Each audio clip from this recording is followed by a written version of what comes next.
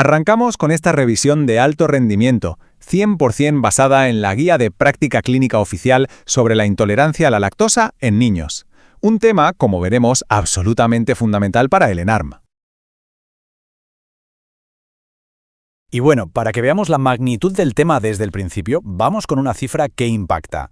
Según la GPC, se estima que el 83% de la población en México tiene algún grado de intolerancia a la lactosa. Esto no es una simple estadística, ¿eh? Significa que es una de las patologías gastrointestinales más frecuentes que nos vamos a encontrar y, por tanto, un tema con altísima probabilidad de aparecer en el examen. Bien, aquí tenemos la hoja de ruta. Vamos a seguir la estructura en ARMCore para asegurarnos de que no se nos escapa nada, cubriendo desde lo más básico hasta esas perlas clínicas que marcan la diferencia en el examen. Venga, pues empecemos por los cimientos, la definición y la epidemiología.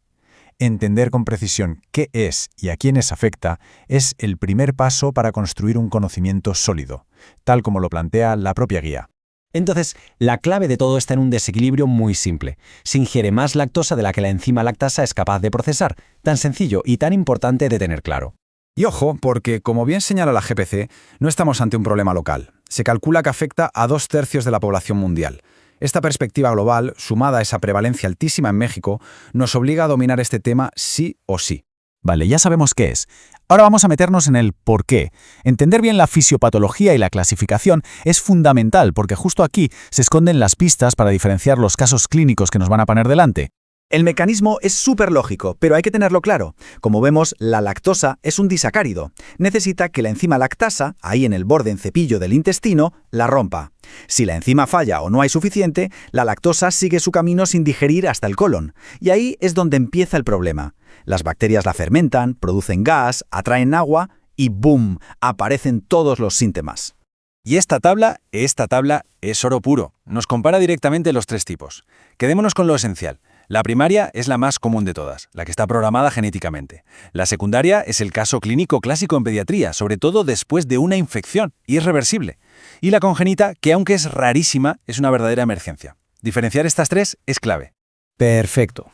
Ya entendemos el qué y el por qué. Ahora, a lo que de verdad nos vamos a enfrentar en la consulta. El cuadro clínico. ¿Cómo se presenta al paciente? ¿Cuáles son esas señales que, según la GPC, nos tienen que hacer sospechar de inmediato?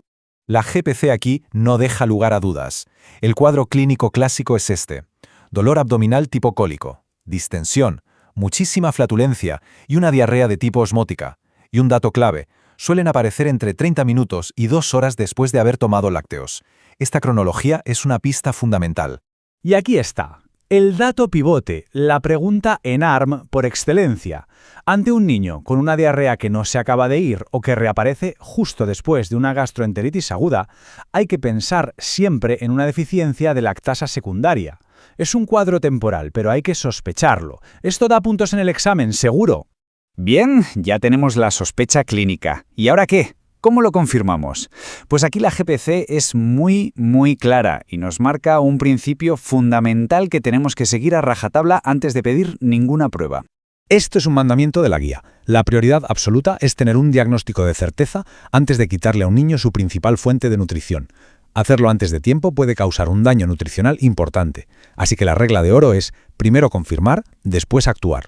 El enfoque diagnóstico que nos propone la guía sigue 3 pasos lógicos. Lo primero, la sospecha clínica, basada en los síntomas.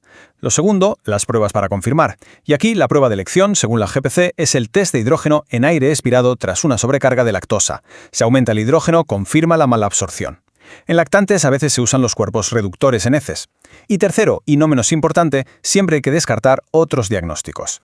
Vale, diagnóstico confirmado. Pasamos al manejo. Vamos a ver cuáles son los objetivos del tratamiento que marca la GPC y, sobre todo, qué complicaciones queremos evitar a toda costa.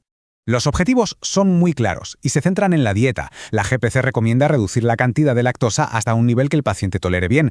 Ojo, no se trata necesariamente de eliminarla por completo. Se pueden usar productos sin lactosa o incluso suplementos de la enzima. El fin es controlar los síntomas, pero asegurando siempre una nutrición adecuada, sobre todo el aporte de calcio. La GPC también nos recuerda algo importante: el lado humano. Los síntomas pueden tener un coste social y económico muy alto para el niño y su familia. No es solo un problema médico, afecta directamente a la calidad de vida. Venga, para rematar, vamos a fijar los conceptos más importantes, esas perlas de alto rendimiento, en un repaso final súper rápido. La primera, su altísima prevalencia. Esto significa que siempre tiene que estar en nuestra lista de posibles diagnósticos diferenciales ante síntomas gastrointestinales. Hay que pensar en ella. La segunda, recordar que la forma más común en niños pequeños es la secundaria a otra enfermedad y que se cura. Esto es fundamental para el manejo y para dar un buen pronóstico. Tercera perla. En el otro lado de la balanza, la intolerancia congénita. Es muy rara, sí, pero es un diagnóstico crítico en un recién nacido. Esta no se nos puede pasar por alto. Cuarta, la forma más común en general, la primaria, está programada en los genes y suele empezar a dar la cara en la primera infancia. Y la última perla, la más crucial de todas, el mensaje para llevarse a casa: hay que diagnosticar con certeza antes de decirle a unos padres que le quiten la leche a su hijo. Y terminamos con una pregunta para darle una vuelta.